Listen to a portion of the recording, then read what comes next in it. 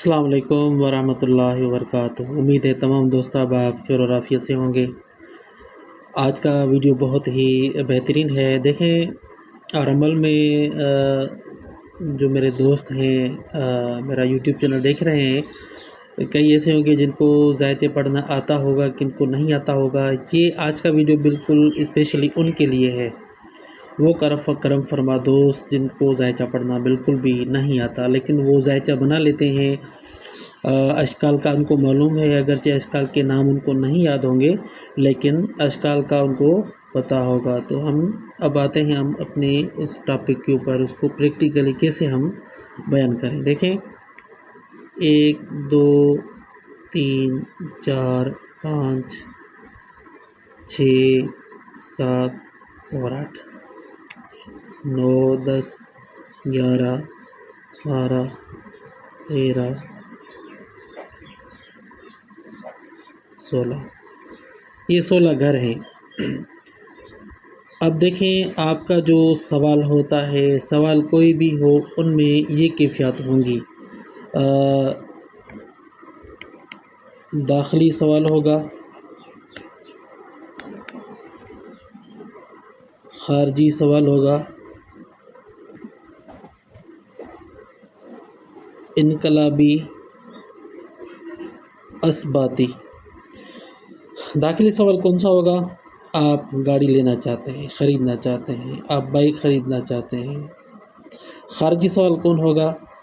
आप गाड़ी बेचना चाहते हैं, आप बाइक बेचना चाहते हैं, आप कोई भी चीज़ हो आप बेचना चाहते हैं। इनकलाबी सवाल क्या होगा? आप कोई चीज़ तब्दील करना चाहते हैं, कोई चीज़ देकर उसको उसके बदल में कोई और चीज़ उसको आप तब्दील करना चाहते हैं, तो ये इनकलाबी सवाल होगा। आपका एक घर है, मकान है, आप मकान को तब्दील करना चाह रहे हैं, किराए के मकान में रह रहे हैं, ये इनकलाबी सवाल है। असबाती सवाल, आप कोई जायदाद बनाना चाहते हैं, ये असबाती है, यानी आप उसकी असबात के मुतालिक पूछ रहे हैं।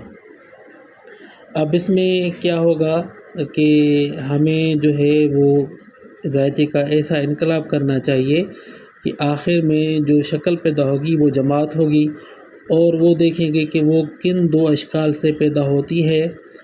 उसको देखना पड़ेगा कि ये किन अशकाल से पैदा हो रही है। अगर हमारा सवाल दाखिली है और जो शक्ल जमात पैदा हुई है वो खारजी अशकाल से हुई है, तो काम नहीं होगा। अब हम आते हैं इसकी प्रैक्टिकल की जानिब। ये आपके सामने कोई ज़ायचा है, इसका सवाल कोई भी हो।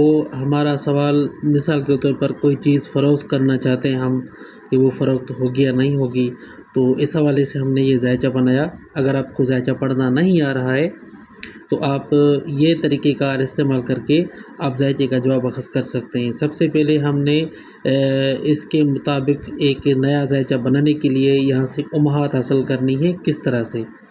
यहाँ पे हमने पहले खाने की शक्ल को ज़रब देनी है 5वें घर से, आछी घर का, क्योंकि आछी घर है, इसके हवाले से हमने जब ज़रब दी तो ये हमारे सामने शक्ल आई हुमरा, ये पहली शक्ल। दूसरे घर में मौजूद शक्ल ये बादी घर है, बादी घर को बादी से ज़रब देंगे तो ये हमारे सामने लयहान शक्ल आ जाएगी। अब ये आबी घर है, 7वां भी आबी घर है, तो यहाँ पे इसको आपस में ज़रब देने से ये अपना जमात आएगी। और ये चौथा घर है, खाकी घर है, खाकी को खाकी घर से ज़रब देना है तो ये उसकी भी जमात आ जाएगी। अब हमारे सामने 4 उम्माहात अलग से आ गई हैं। अब हमने इनको बेस बना के ज़ायचा बनाना है, तो ये हम ज़ायचा बना के आपके सामने पेश करते हैं। ये ज़ायचा इस तरह बनेगा।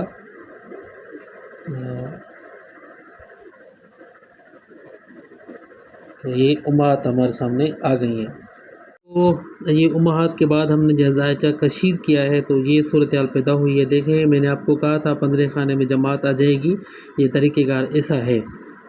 तो हमने देखना है कि खाना नंबर 13 और 14 की ज़रब से जो हमारे सामने 15 खाने में शक्ल आएगी, हम यहाँ इनको देखेंगे कि यहाँ पे किन अशकाल से जमात आई है। अब हमारा मिसाल के तौर पर सवाल था कि हम कोई चीज़ बेचना चाहते हैं, तो वो कैसी है, उसका जवाब कैसा है, फ़ायदा है या नहीं है, वो आसानी से बिक जाएगी या दुश्वारी से। تو اس کا مطلب یہ ہے شکل صاد خارج ہے، شمس کی شکل ہے، فائدہ بھی دے گی اور اس میں کوئی ہمیں نقصان بھی نہیں ہوگا۔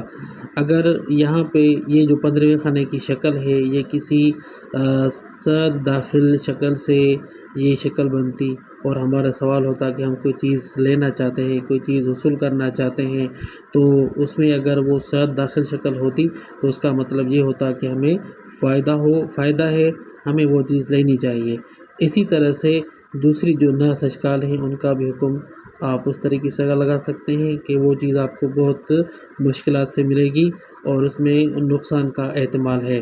اگر آپ کا سوال ہوتا کہ بھائی ہم کوئی جگہ وغیرہ جائیداد زمین اپنا جو ہے وہ اس کا تیار کرنا چاہتے ہیں، اس کا ثبات دینا چاہتے ہیں، اگر وہ مثال کے طور پر اس شکل سے بنتی جماعت تو آپ کو فائدہ ہوتا، اگر اس سے بنتی تو اس میں یہ ہوتا کہ آپ کو بھائی یہ توقع سے بنے گی اور بنے گی دوسری، لیکن اس میں کوئی جھگڑا وغیرہ اپنا ہو جائے گا۔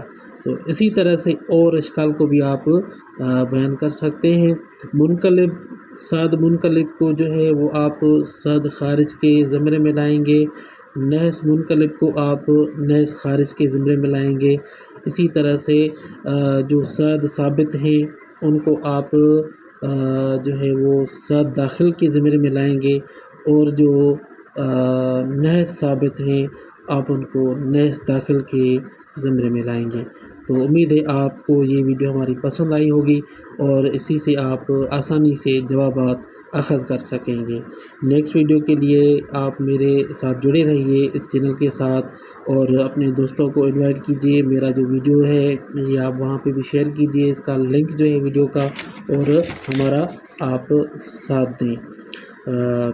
دوسری ویڈیو کے لیے میں آپ سے اجازت چاہتا ہوں۔ اللہ حافظ۔ انشاءاللہ پھر دوبارہ نئی ویڈیو کے ساتھ آپ کے سامنے حاضر ہوں گے۔ السلام علیکم ورحمۃ اللہ وبرکاتہ۔